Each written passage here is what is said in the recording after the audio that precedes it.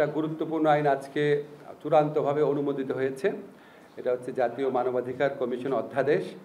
আপনারা জানেন আমাদের একটা মানবাধিকার কমিশন ছিল, এটা মানে খুব দ্বন্দ্বহীন একটা মানবাধিকার প্রতিষ্ঠান ছিল, মানবাধিকার কমিশন ছিল, এবং সেখানে সিরিয়াস কিছু প্রবলেম ছিল।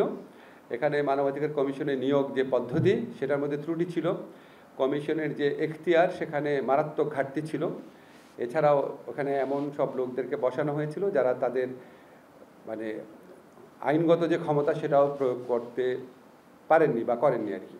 তা আমরা এটাকে অনেক বেশি স্ট্রং করার চেষ্টা করেছি। মানবাধিকার যে কমিশন আছে এটা যেন সত্যিকারে এখতিয়ার সম্পন্ন, ক্ষমতা সম্পন্ন প্রতিষ্ঠান হয় এবং যাতে একটা মানবাধিকার লঙ্ঘন রোধে ভূমিকা রাখতে পারে সেরকমভাবে প্রতিষ্ঠিত করার চেষ্টা করেছি।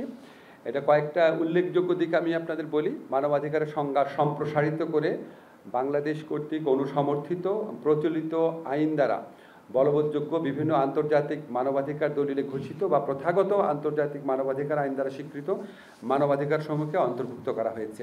অর্থাৎ আমাদের সংবিধানে যে ফান্ডামেন্টাল রাইটস আছে সেটার বাইরেও বাংলাদেশ যে সমস্ত ইন্টারন্যাশনাল হিউম্যান রাইটস ট্রিটি অনুসমর্থন করেছে বা পক্ষরাষ্ট্র হয়েছে, এমনকি আন্তর্জাতিক প্রথাগত আইনে যেই মানবাধিকারের আপনার প্রতিষ্ঠিত ধারণাগুলো আছে সেগুলি বলবৎ করার ক্ষেত্রেও মানবাধিকার কমিশন ভূমিকা রাখতে পারবে।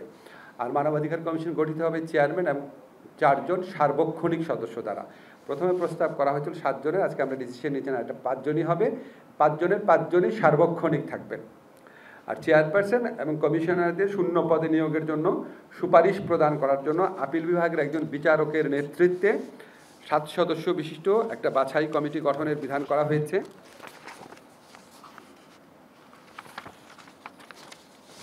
মানবাধিকার রক্ষার কাজ করা অভিজ্ঞতা সম্পন্নদের, মানে আমরা নিয়োগ পদ্ধতিটা একটু চেঞ্জ করেছি, একটা গণবিজ্ঞপ্তি যাবে, প্লাস কমিশনও সহযোগে কিছু নাম কালেক্ট করবে। আপনারা উচ্চ আদালতে বিচারকদের নিয়োগের ক্ষেত্রে যে আইনটা দেখেছেন সেরকমই অনেকটা করা হয়েছে।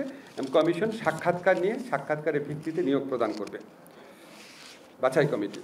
আর শৃঙ্খলা বাহিনী সহ আপনারা জানেন আগেকার মানবাধিকার কমিশনের একটা সীমাবদ্ধতা ছিল, শৃঙ্খলা বাহিনী সহ আরও কিছু কিছু ক্ষেত্রে তাদের তদন্তের এখতিয়ারের ঘাটতি ছিল। আমরা বলেছি শৃঙ্খলা বাহিনী সহ সরকার বা রাষ্ট্রের পৃষ্ঠপোষকতায় সংগঠিত সব ধরনের মানবাধিকার লঙ্ঘনের ঘটনায় কমিশনকে তদন্ত ও প্রয়োজনীয় পদক্ষেপ গ্রহণের এখতিয়ার দেওয়া হয়েছে।